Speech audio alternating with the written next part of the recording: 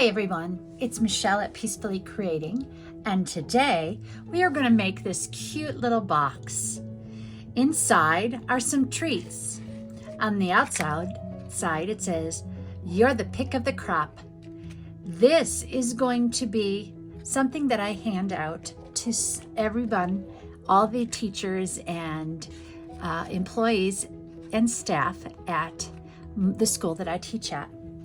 The reason why I haven't been able to do so many videos is because I have started back at school and I'm also working on my master's, so it's a little crazy right now. So if you wouldn't mind that I only put out a video once a month, that would help me out a lot, and I appreciate that you are patient with me. Today, this box is a real simple box, but man, it can be very versatile. For example, it can be a pumpkin, it could be an ornament, it could be a little trinket from a bridal shower, a baby shower, a birthday little gathering, and so forth. There are so many versatile things that you can do with this particular die. This die is still available. As a matter of fact, it is in the clearance section. This die is called Mini Kirby Die Set. And I'm going to show you right now what I did to get this the way over here.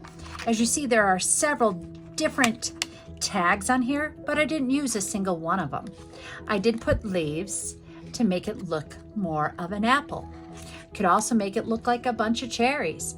Whatever your imagination wants to choose to use it.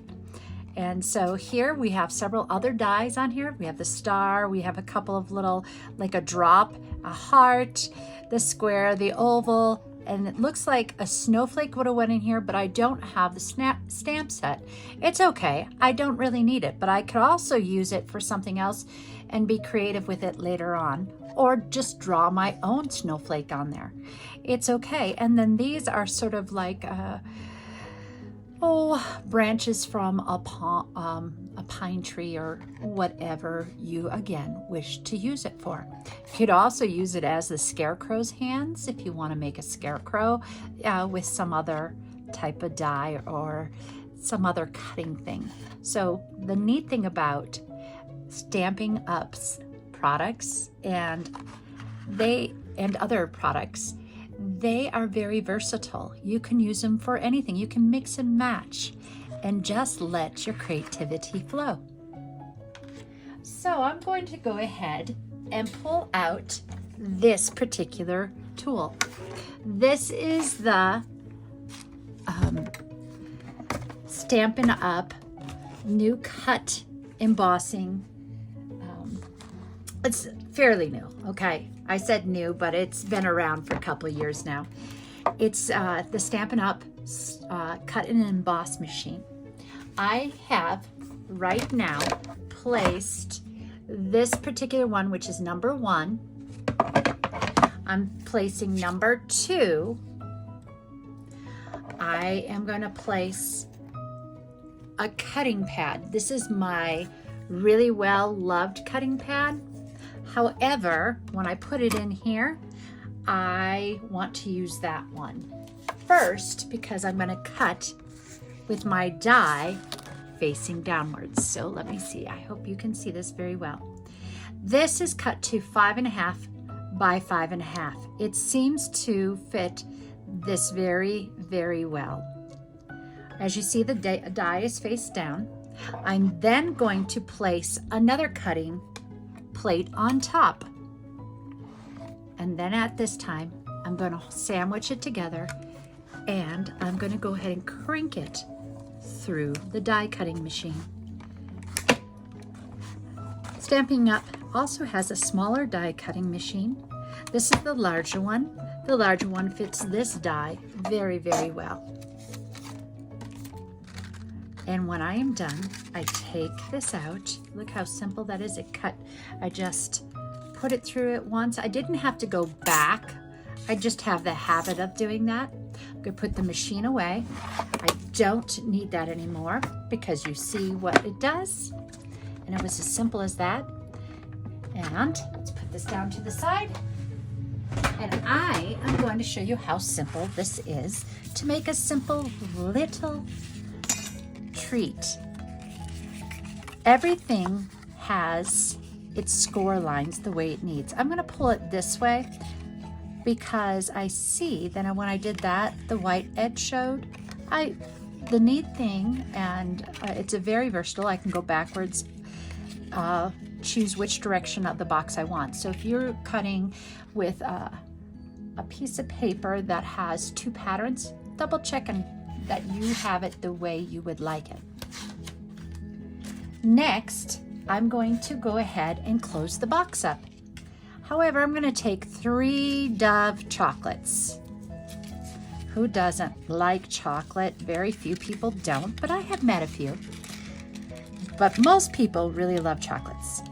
I am going to push the handles together, then I slide it over the handles like such. And as you see, they fit in there just perfectly. I probably could fit maybe one more, and it's a perfect size box. As I do that, I'm going to pull this up just a little bit because it's not in there the way I want it, and that's okay too if they don't match up. But as you see, this is that cute little box, and I chose to make it look like an apple. What did I do next? Well, excuse my sound, there is a really neat die out there right now. It's called Apple Blossom Die, and this Apple Blossom die has all of this in it. There is a matching stamp set that goes with this. However, I do have that stamp. However, look at all the dies that you could get with this if you don't wish to have the stamp set. The dies in themselves are just wonderful. I have already cut out some leaves.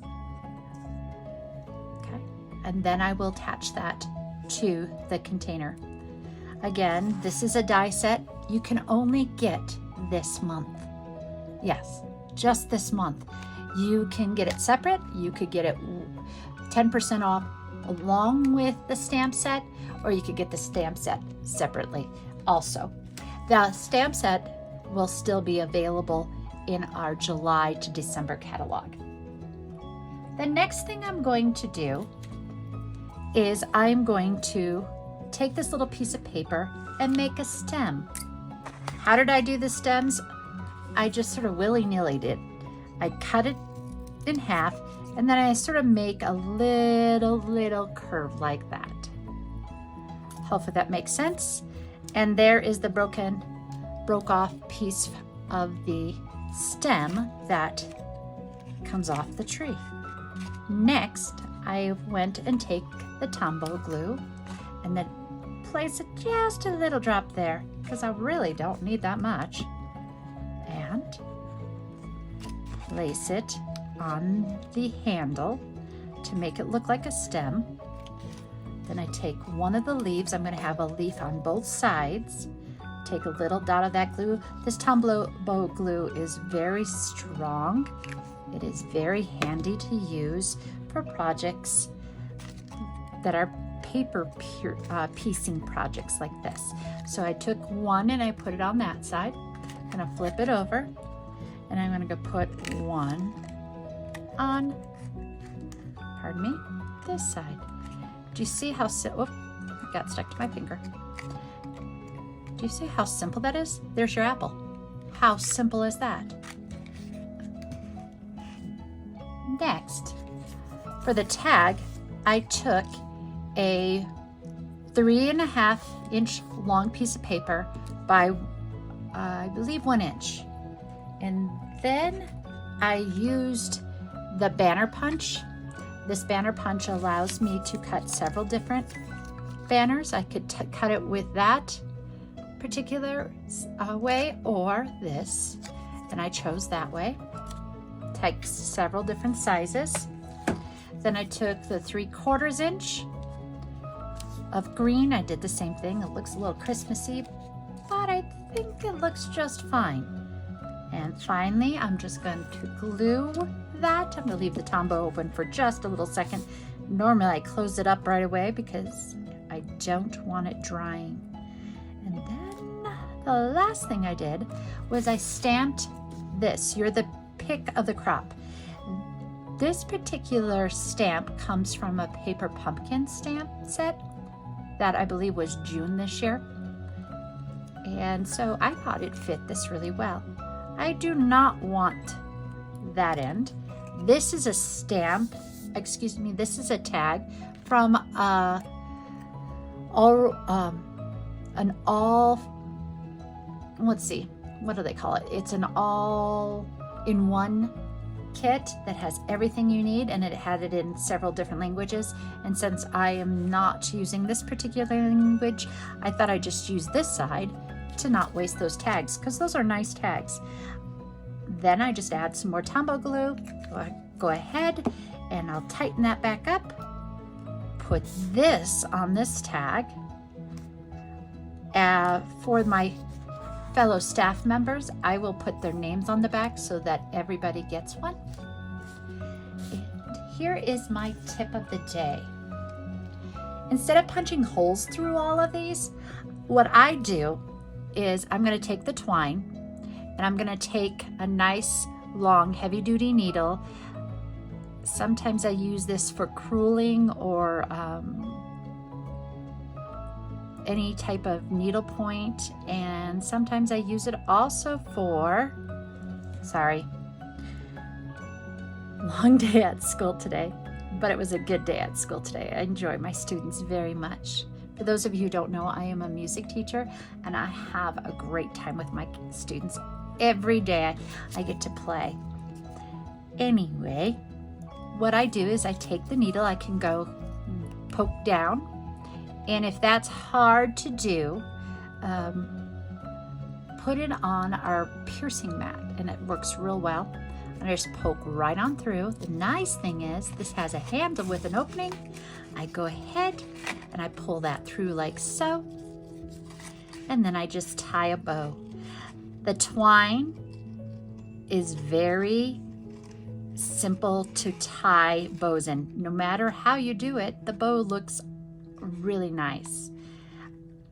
So if you are one of those that struggle with bows, this is just like tying your shoe.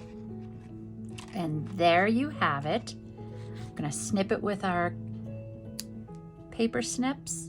That also comes with a handy cover. There it is. And now put that back in. So today's project was that simple. And look, I have two. You're the pick of the crop.